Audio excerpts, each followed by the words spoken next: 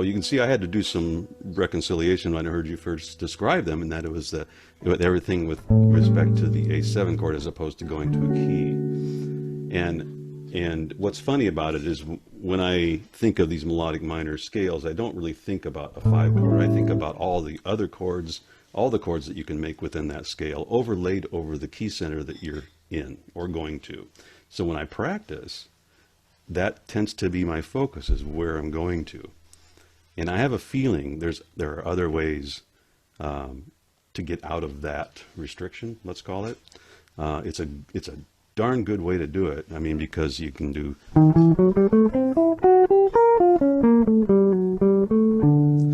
and I just threw in some B flat melodic minor coming to a D chord. Or if I'm doing,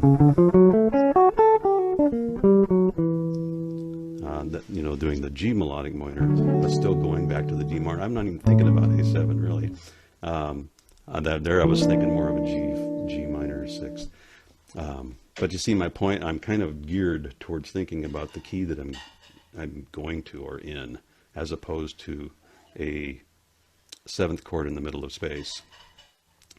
So I think I'll stop there and see what you have to say about that. I liked everything you said. I would have a slightly different approach, but it's compatible.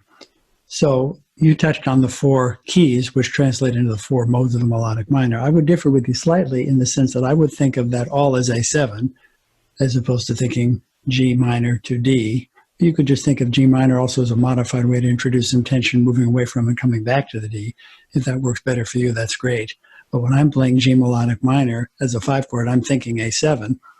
And you mentioned this also, Kevin, the G melodic minor does not contain the major third in the key of A, but I might mix that in. So there's my G melodic minor, and I might come down the A dominant. So the point being, I am hearing that G melodic minor in my case as an A7.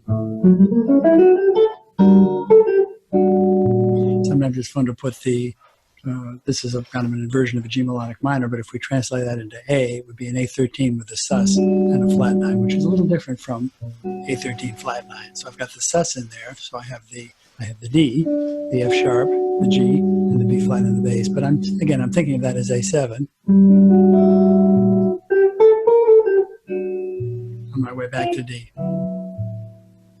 So in that case, I am thinking. So I might mix together very simple A7s with G melodic minor to introduce, basically, if it's the arpeggio, it's the flat 9 only. If it's the scale, it's the sharp 9 also.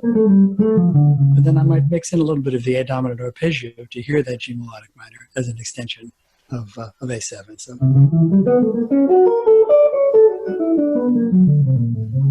there's my major third of the A, and there's my G melodic minor.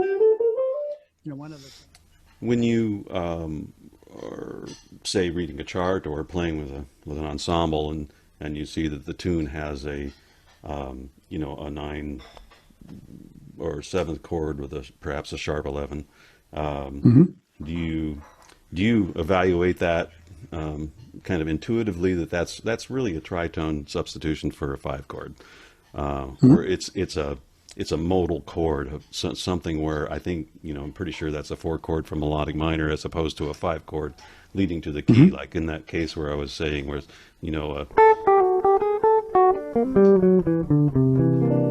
C9 chord going to D major. Now, if you just looked at that C7 in isolation, you could have a discussion about, well, I could go a half step above, step below, 4th or 5th up. But that wouldn't really be the same scenario we're talking about now as when we mention A7. We're really thinking A7 is the 5 chord leading to D something. But if you saw a tune in the key of D major and you saw that, I would intuitively think that, well, I know that's not really the 5 chord, so I'm not going to think of it the same way. Do you evaluate those cases the same way yourself? There are 2 things I want to respond to in your question. Okay. The first is, and both are good topics for a quick discussion here. The first is, if a specific tension is referenced in the melody, I'm going to give you a quick demonstration in a tune that illustrates it. I think that's a good starting point for your solo. I used to think, why limit yourself to what the tune says? Why not just play whatever you're hearing over the dominant, which technically you can do. And you may modify that slightly based on the exchange with the other musicians in terms of what you're going to play over that chord. However, I think a good starting point, and I tell folks, please be mindful of the tune. Sing the melody and maybe even reference either the melody itself or the harmonic rhythms of the melody. So we're using the context of the tune to create your solo. Part of that context is the harmonic content of the melody.